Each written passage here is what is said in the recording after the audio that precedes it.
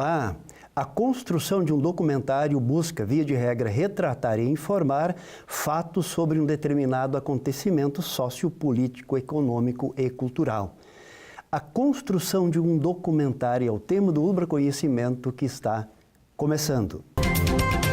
Eu quero dar as boas-vindas ao nosso convidado, Guilherme de Souza Castro Neto, tem graduação em jornalismo e é doutorando em comunicação.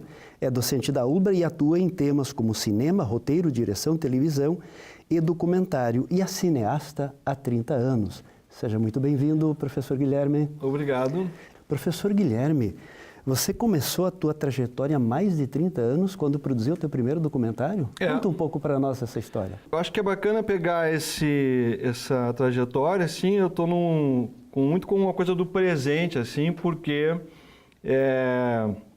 parece que eu estou recém-iniciando, em suma. Quando legal, eu falo assim, que tem 30 anos que eu faço audiovisual, e na verdade é documentário e ficção, faz 30 anos que eu fiz os primeiros filmes, a impressão que eu tenho é que eu ainda estou calculando mais uns 30 de trabalho, legal, sabe? Vou ser bem sincero. Sim. Eu acho que é sinal do tempo também, porque a gente, de fato, está com a vida mais produtiva, está vivendo mais, então tratar de tornar isso interessante e produtivo. E, de fato, o trabalho que eu venho desenvolvendo está muito, eu percebo assim, muito atualizado, no sentido assim de temas atuais? Temas atuais e também formatos atuais e reflexões sobre o audiovisual.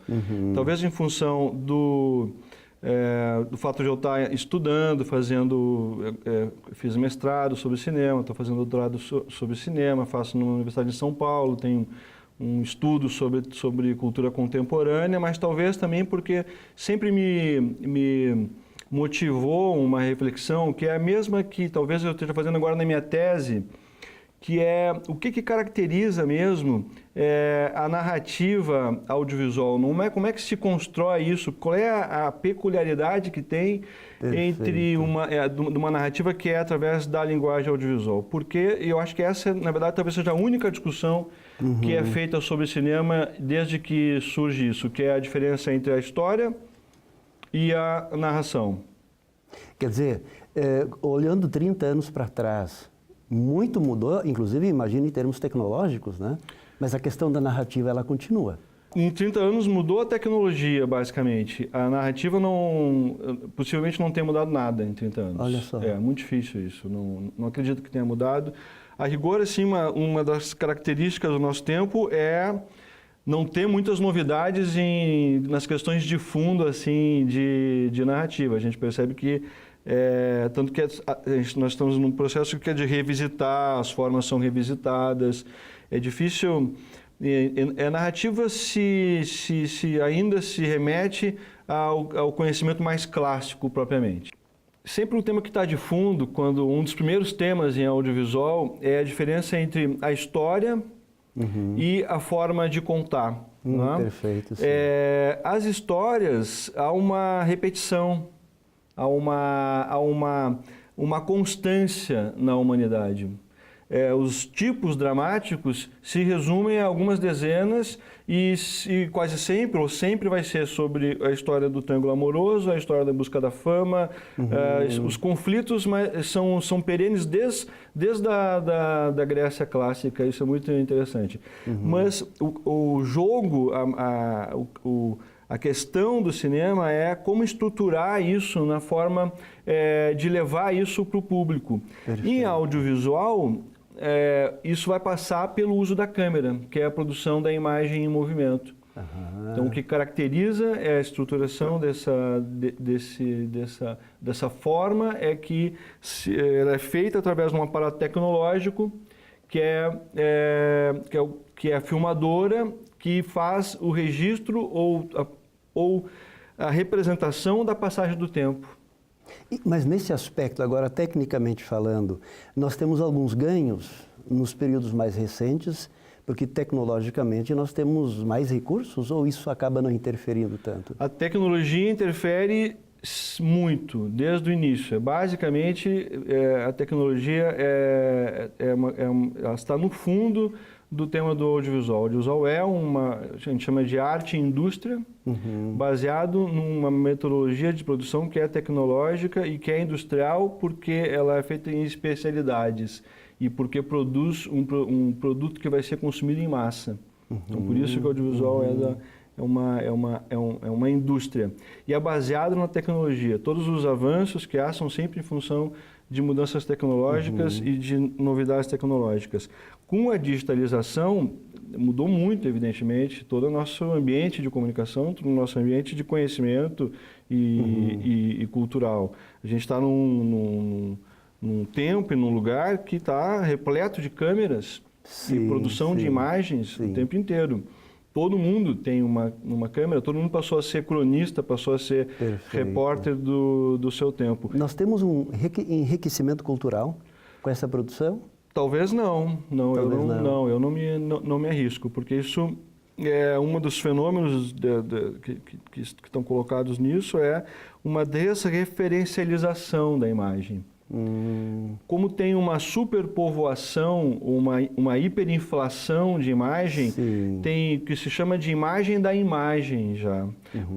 Ou a imagem sobre a qual nós não temos nenhuma temporalidade, porque ela está em fluxo no timeline, sendo repicada, volta e meia, todo mundo sabe quando entra no seu timeline de rede social, volta uma imagem e aquilo não tem mais tempo. E, sobretudo, não tem nem mais a certeza, ou tem muito pouca certeza de que há um referencial, algo que está sendo simbolizado por aquela imagem. Então, a gente está nesse momento de...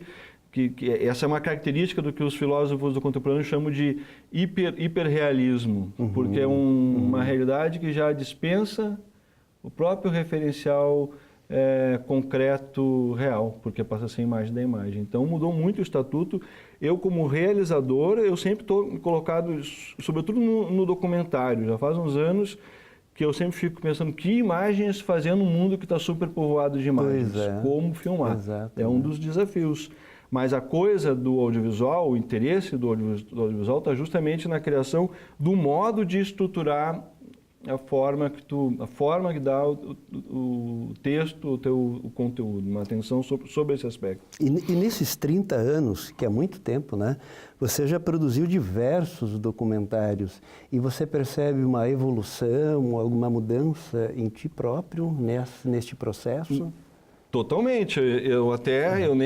A minha memória de 30 anos, absolutamente, né? No meu trabalho não tem nem comparação, porque nós começamos a fazer num tempo que era muito prático, não é? Porto Alegre não tinha um livro, era difícil arrumar um livro sobre cinema, era raro ter um livro sobre cinema, não tinha curso sobre cinema, e então era muito mais restrito o acesso ao conhecimento. Então eu sou de uma geração, como vários que estão atuando aí, muita gente que é desse tempo, que é dos práticos, que começou aprendendo, buscando, como autodidata, buscando texto aqui, arrumando, quando viajava, às vezes a São Paulo, Rio, às vezes no exterior, arrumando um livro, uma preciosidade, e aprendendo fazendo mesmo. Então é evidente que é uma evolução que a gente está, eu considero uma evolução muito grande, por isso que eu acho que a gente sabe muito pouco ainda. Quanto menos se sabe, mais se evolui. Não é? O velho filósofo Sócrates já dizia isso, não sei que nada sei.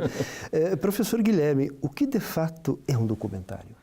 Essa pergunta é muito difícil, não tem uma resposta exata. Só para deixar claro de saída já que a gente não vai encontrar uma resposta exata, tá? Porque tem questões que são paradoxos nisso, ou que são bretes que a teoria não consegue, assim. É muito interessante, torna o tema muito interessante para estudar, porque é um campo muito aberto, onde se está, inclusive, em disputa de teoria e formulando teoria, porque estamos aprendendo, de fato, a fazer.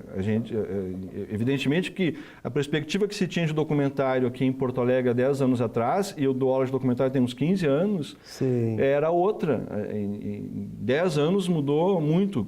Há um tempo atrás se tinha algo de que em Porto Alegre costumava chegar 3 décadas depois que acontecia uma novidade na Europa, nos Estados Unidos. Não sei se tu lembra disso, a gente mais ou menos sabia que chegava um autor aqui, já estava sendo estudado há 3 décadas na França.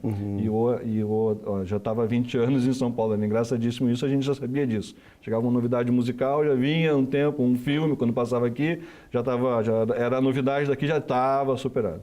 Hoje não é assim, evidentemente, as coisas já estão, o perfil do nosso tempo é que a gente está compartilhando as coisas de maneira muito mais presente, muito mais horizontal, né? Muito mais acesso à informação. Então, a forma que nós fazíamos documentário há um tempo atrás, por exemplo, uma das questões que se problematizou logo de saída, e isso tudo a gente trabalhou aqui nos nossos filmes, era que o documentário deixou de ser a pretensão da expressão do real, porque essa era uma questão que o documentário durante décadas teve isso. Era visto como filme que representava o real, que era o espelho e um portador de uma verdade. Durante muitas décadas se trabalhou nessa perspectiva e isso é trabalhado numa forma de documentário que se chama documentário clássico, que é o documentário em inglês, que é o fundamento disso é um pensamento idealista, onde o observador se afasta do objeto. Perfeito, sim. E consegue observar de fora e estabelecer um discurso com início, meio e fim, taxando, então, delimitando os conceitos e proferindo o que seria a verdade sobre a aquilo. realidade, né? Parte tem muito fundamento isso, as formas todas estão convivendo, não é abandonado nada, esse é um outro, então esse tipo de filme ainda é muito pertinente, mas com o passar do tempo, primeiro em Paris e na França e nos Estados Unidos, se entendeu que aquilo era um ponto de vista, não podia ser o portador que havia alguém por trás que estava articulando aquele texto, porque a forma clássica do cinema, tanto o documentário quanto a ficção, elas se apresentam como sendo, como não aparecendo que alguém está fazendo o discurso, como sendo acontecendo por si só. Quando nós vamos ver um filme de ficção, a gente esquece que alguém está cortando daquele jeito que foi enquadrado. Perfeito, a gente vive a história como se fosse verdade. A mesma coisa um filme documentário. Com o passar do tempo, foi se colocando essa questão, que era um filme, um ponto de vista, e aí começou a ter novidades do tipo aparecer a equipe, a tal da quarta parede, né? Aparecer que tem um diretor, aparecer que aquilo não pode ser um filme, não pode ser a verdade sobre alguma coisa, mas daí se conquista um estatuto mais verdadeiro que passa a ser não a verdade, não o filme da verdade, mas a verdade do filme. Um determinado olhar filmado sobre daquele jeito, filmado daquele modo. Aí no documentário contemporâneo, isso no Brasil se desenvolveu muito. Desde o Eduardo Coutinho, desde o Carro Marcado para Morrer, depois desde o Edifício Master, tem já uma longa tradição de filmes que trabalham nessa perspectiva, que é assumir que o filme é a obra que está sendo feita naquele momento. A única coisa que a gente pode ter certeza de um filme é que alguém filmou daquele modo. Então entra numa ética do documentário também, que esclarecer para o espectador o método que é feito, que foi filmado por alguém naquele tempo. Com essa perspectiva. Exatamente. E tal. Muito bem, nós vamos agora para o intervalo e nós já voltamos.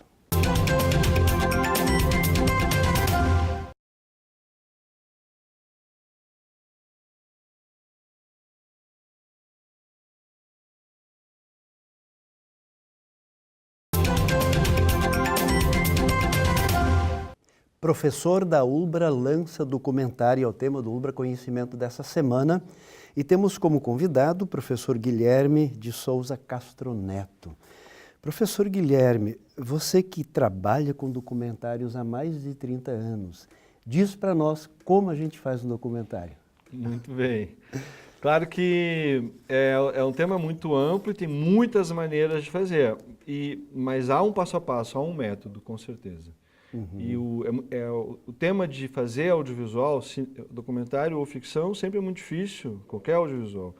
Mas se consegue fazer um bom audiovisual, se cumprir o passo a passo. se trabalhar, né? É suar a camiseta. Ou seja, coisa. seguir o método com muito trabalho, não é uma brincadeirinha assim. Não consegue fazer bem feito se não pensar em vários aspectos e ir cumprindo cada etapa para dar conta disso, até porque é uma brincadeira cara. Perfeito. Então não, por isso que em audiovisual se trabalha com muito rigor de horário, de equipes, de hierarquia, de funções, de departamentos, porque é muito caro. Assim, por menos que seja, um filme sempre tem uma despesa grande, então tem que ser muito bem pensado, tem muito imprevisto, então os detalhes têm que ser muito bem pensados. Mas para tentar responder como é que faz um documentário, eu acho que a primeira coisa que a gente tem que entender é sobre o que é o documentário. Conhecer o tema, pesquisar. E o tema surge como?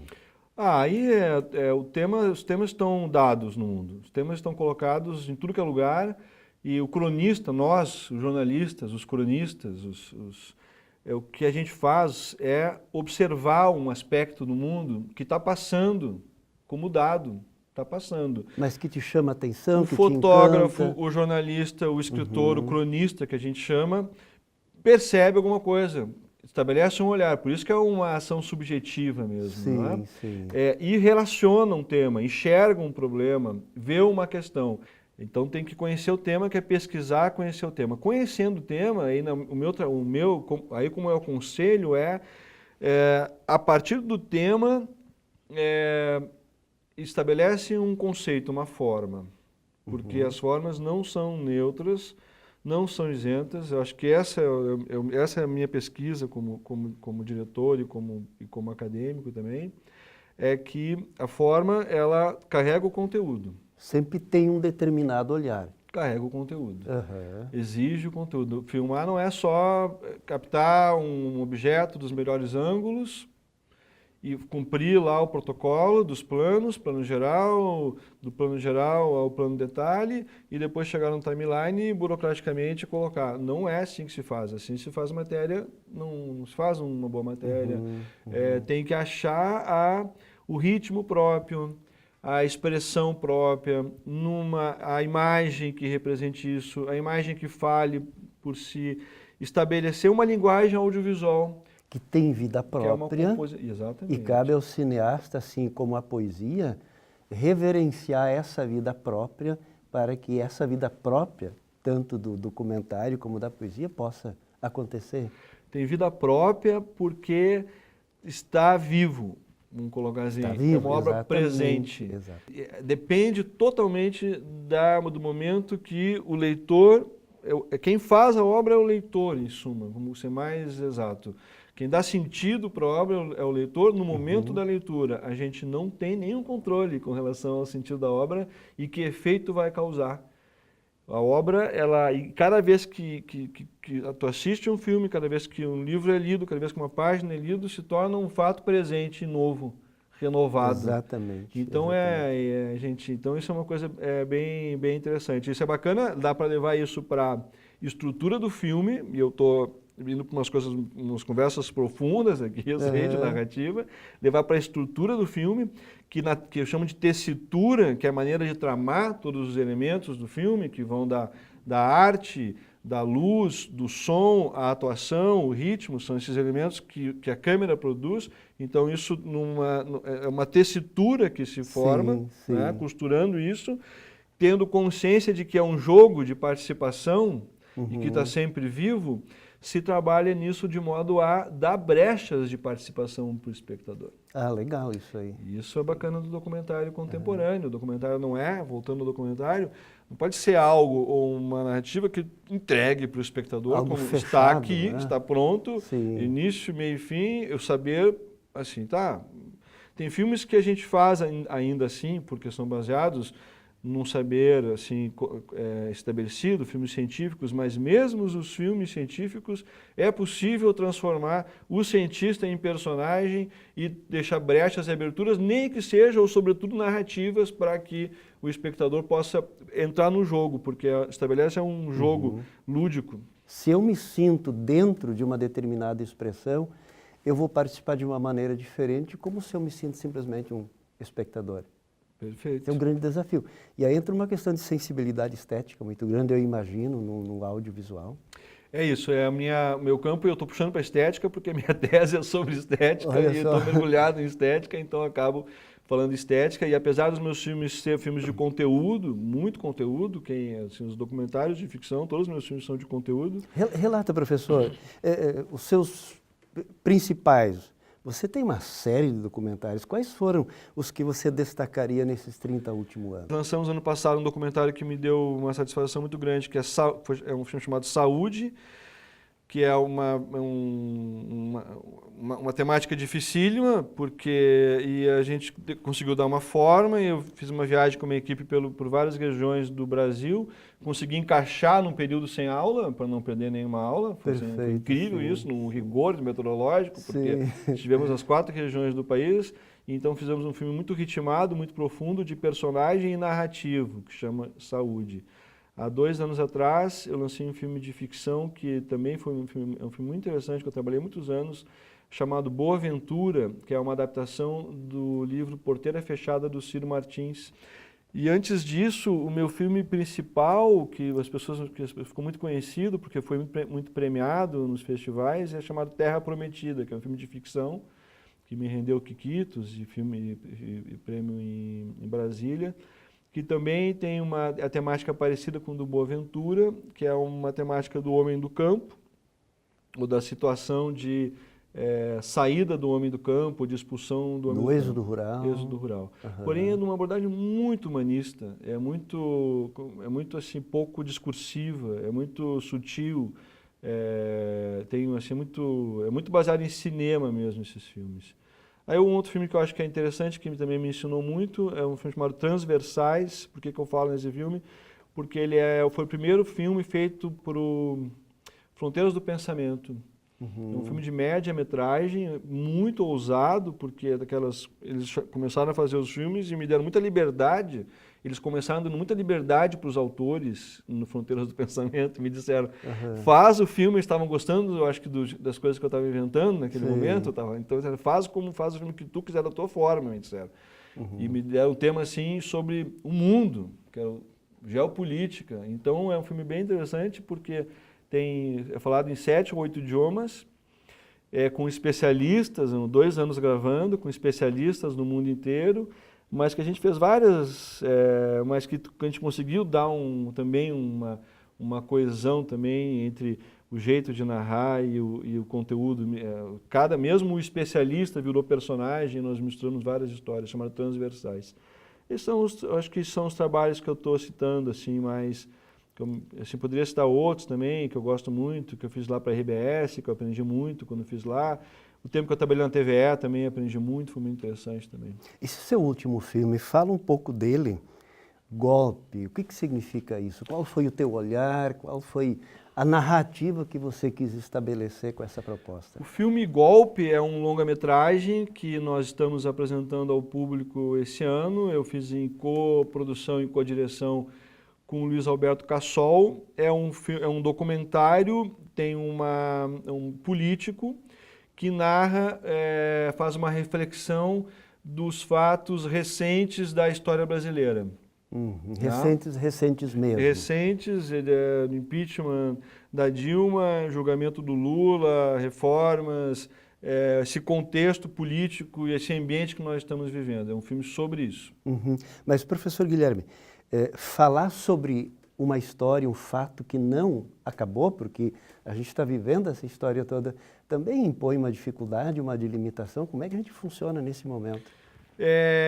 Impõe uma dificuldade, impõe uma limitação que a gente, quando vai filmar, tem que dar conta dela. Pois é.